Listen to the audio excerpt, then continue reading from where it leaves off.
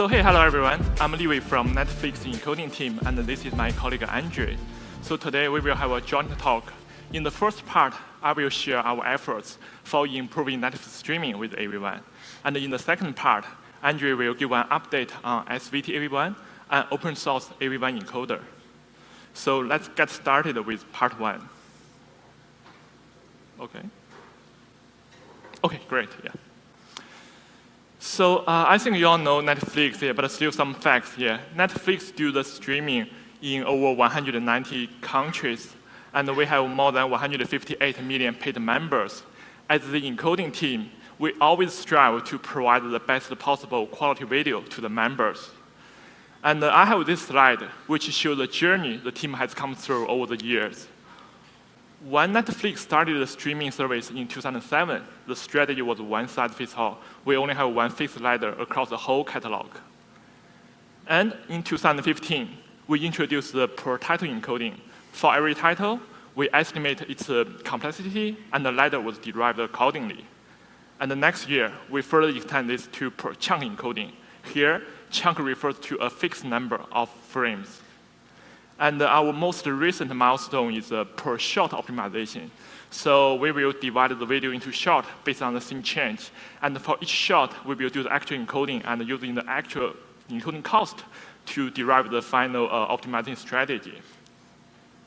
So I have this plot. I mean, these are rate quality curve aggregated over thousands of titles. As you can see, with our continued optimization, and also the adoption of more advanced encoding format, Netflix streams becomes more and more efficient. And with AV1, we hope that we can push this efficiency to an even higher level. So our AV1 encoding efforts focus on two different aspects. First, all titles on Netflix, they are premier content. So the production team, they spend a tremendous amount of time for their final artwork, and we would like to optimize our encoding recipe so we can faithfully preserve their creative intent and present to our members. And the second, streams on Netflix, easily they will be watched by millions of times. So basically, for every bit we save in the encoding, it will pay off in the delivery cost. That's why we use our latest optimization strategy, per shot optimization, to maximize the compression gain. And okay, let's see how we adapt the AV1 recipe for Netflix content. One characteristic of Netflix content is heavy depth, except for some very old titles. Majority of the source we received are 10-bit or even higher, which is very good for preserving the information. But I mean, you all know that for the existing encoding format, the most popular profiles, the most adopted profiles, they are 8-bit. For example, main profile, high profile for ABC, and the profile 0 of VP9. They are all 8-bit. So we don't want to limit the device we can reach, so we convert the source to 8-bit for encoding. Obviously, detail got lost. And the bigger issue is that bending. So on the right side, I show these scenes. They are very beautiful, but they all have this smooth gradient. And that's particularly fragile to the bit-depth down conversion, and the bending can easily show up. So that's why we are very happy when we learn that AV1 supports the 10-bit encoding in the main profile, in the first profile. That means we can encode our content in 10-bit, and all the device, AV1 compliant device, will be able to decode that. And here is the visual comparison. So we have 8-bit AV1 encoding and the 10-bit AV1 encoding. And you can see the left one, 8-bit one, is heavily banded. I think it's worth mentioning that we were using the same QP, and the bitrate difference is only like 1%. So it's rarely the bit depth helps here. Another thing we saw a lot in Netflix catalog is film grain. Sometimes the film grain is from the original shooting, from the camera, from the film. And sometimes they were not there beginning, but they were added later, intentionally, in post-production. Either way, we consider them as a creative intent, and that's something we want to preserve. But if you are in the field, you know that grain is sort of random, and they can be very expensive to do the encoding. So AV1 has this tool called film grain synthesis, and it's a mandatory part of the spec, which means the decoder has to support that. So for the input picture, green picture, instead of directly encode that, it will be first broken up into the clean part and the green part. The green part will go through this modeling module, and a number of model parameters will be output and maxed into the stream. And at the decoder side, the model parameter got extracted and synthesized into this film green. So there's no pixel by pixel match because it's model-based, but the idea is that the pattern should be very similar to the input. And this is the synthesized green is added back to the decoding output as the final output. So we found this tool is very useful for encoding film green content. So here's an example. The left one is the source original with heavily with green, and the middle one is encoding AV1 encoding without this tool, and the right one is encoding with this tool. So by leveraging this tool, we not only save like 30% of the bits because we no longer need to struggle with the green, and the visual quality looks much more similar to the input. So 10-bit encoding and the film green synthesized, basically that's the two major decisions we made for our recipe. After the recipe is decided, we use per shot optimization to generate the AV1 stream. Actually, 2 years ago in this event, our colleague gave a talk about the per shot optimization. So today I will just be very quick for the overview. So for the per shot optimization, we will, for each input, per the input video, we will do the scene change detection, and based on the result, we divide the video into different shots. And for each shot, we encoding with different QPs, multiple QPs. So basically for each shot, you have this multiple version of encoding results. All these encoding results will be fed into this optimizer, so-called dynamic optimizer. And this optimizer is very smart. For any given bit rate, it will find the optimal path, optimal downloadable, optimal stream. And we repeat this process across the whole bit rate region. And we can find for any given bit rate, basically it can tell you what's the optimal encoding strategy. And essentially, we can get this rate quality curve for this resolution. So we do ABR, so we need to work on multiple resolutions. That's why we encode video at multiple resolution, and we do this process for each of the resolution. In all cases, the quality is referred comparison to the original undownsampled source. And when we put these curves together, you can see at a different bit rate, the optimal resolution will be different. We use this convex hull to capture this global optimal rate quality curve, and we sample this convex hull based on some criteria, and this is the final bit rate ladder we derived. So now we have the AV1 stream, AV1 encoding strategy explained. What's the performance? So we pick a number of 1080p titles, and we try 3 different production encoders, and we were using our production settings. To be fair, all the encodes, they are per shot optimized. And we didn't enable film green synthesize in this comparison, even if I have been saying it's a great tool, but still, currently we are still working on the metric, objective metric, to fairly evaluate this film green, because existing metric, they generally don't work well. They were always looking for pixel by pixel match or something similar. So that's something we are actively working on this. So what we get is that for each title, we will have these multiple ladders, 1 ladder for each encoding encoder, and we check the bitrate saving at any target quality, and we do average across the whole ladder, and we further average across, where is that? Yes. The titles we use, and this is the number. For this particular test set, VP9 is like almost 20% better than AVC high, and AV1 is like 40% better, But I want to emphasize, not like the number I showed earlier, which was on thousands of titles. This is a much smaller set, and once we have more AV1 encoding results, probably we will see whether the number will change, and we will update in a future talk or future tech blog. So at the end, that's the last slide here. So a recap to our AV1 streams here. So we use 10-bit encoding, and we use film green synthesize, try to adapt, these are to adapt to our content. And we use per shot optimization to maximize the compression gain. And at the moment, we already encoded like hundreds of titles with AV1. They are being used for partner device testing. And they are being used in A/B tests that we are conducting with the members. So, I mean, it's possible that you already watched some AV1 stream while you were on Netflix. And we also have some public test streams, which we upload to this website. And for the community, I mean, if you are interested, you can just download and check it out. Yeah. So, yeah, with all this, yeah, I will pass this to Andrey for the second part. Yes. Thank you, Liwei. I don't want to. So, hello everyone.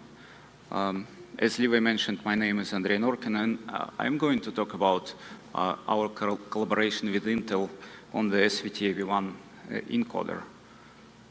So, here I'm switching to the light side of our presentation. The SVT stands for the Scalable Video Technology, and this is Intel's open source project that provides high performance encoder libraries. The project has a codec agnostic architecture in the sense that several video codecs have been implemented so far, including AV1, VP9, and HVC. It's designed for the cloud and to use the scalability, including the multi-dimensional high and low level parallelism. It also has a variety of trade-offs between the performance, latency, and the quality. So our collaboration with Intel started in summer 2018. Soon after we have finished working on the AV1 specification in the Alliance for Open Media. Since about August 2018, we had dedicated developers and video compression engineers on both sides working on the project. We have weekly sync-up meetings. We discuss development of the new features, different architectural decisions, and we also involve some external partners. We have outsourced parts of the work to speed up the development. So here you can see the members of the Encoding Technologies team at Netflix who are currently working on SVT AV1. You can ask why are we contributing to the open source project, and we believe that AV1 ecosystem would benefit from a highly efficient AV1 encoder and decoder implementation. So first of all, we think that it can increase the AV1 adoption if you have a high performance encoder library that can be easily used in the cloud by video on demand developers. We also think that you can further improve the AV1 efficiency, compression efficiency, and you could use this platform for further experimentation on the AV1 features. It can also be used as a platform for further codec research and development. And in this case, it should provide easy experimentation for the development of new tools. To achieve our goals, we need the following characteristics of the SVT AV1. First of all, we'd like to see a competitive compression efficiency and to achieve that at different performance operating points. Improved speed performance is important. Also, the easy to understand code would have a lower barrier for entry for the new developers, and we would like this open source project to be a success. And also a complete tool set and the decoder in the same code base would make the experimentation easier. A couple of words on the SVT architecture. It supports multi-dimensional parallelism. So here you see, for example, the tile-based parallelism allows you to encode every tile of the picture in parallel. For the picture-based parallelism, if you use a hierarchical by prediction, then you can encode the picture at the same level in parallel to each other if they are not using prediction between them. Then the segment-based parallelism is similar to the WPP in HVC, so wavefront parallel processing. And in the end, the process-based parallelism. So the encoding process is split into several stages, including the analysis stage first, which can be done separately. Then the mode decision can be done, for example, for a different picture, and also the encode and decode and entropy coding stages. And the analysis stage and mode decision, for example, they also allow for easier parallelization inside this stage. Another feature is multi-stage partitioning decisions. So the decision for the superblock partitioning are done in several stages, and each stage employs, let's say, more heavy RDO. However, fewer candidates are sent to each new stage, and that allows you basically to speed up the performance. Another feature is multi-stage and multi-class mode decisions. The mode decisions are also done in different stages, and each next stage uses more rigorous RDO. However, the difference is that the different modes are split into classes, and in this case, the pruning process in each class is done separately, which allows you to propagate, let's say, some candidates from each class to the later stages of the RDO. And the classes can be such as intra or inter-prediction, a compound prediction, or even you can have a class for your new feature if you want to test it. The project has been made available on GitHub in January 31st this year under the BSD Plus patent license.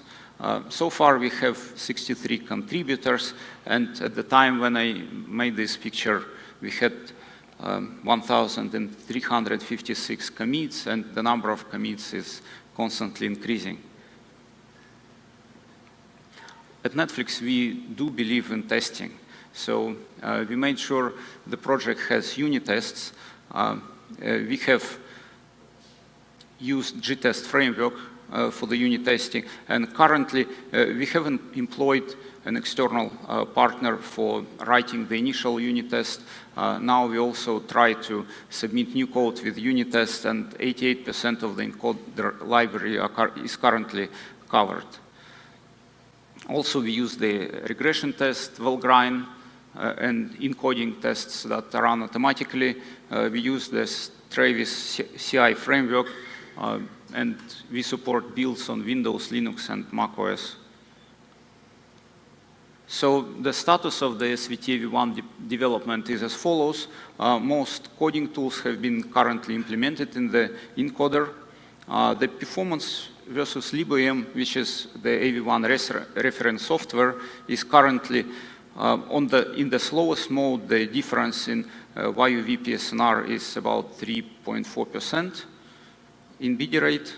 So here you calculate the YUV bit rate as 6Y luma and 1 for each chroma divided by 8. So it takes an average because it has a somewhat different balance between the luma and chroma with libaom.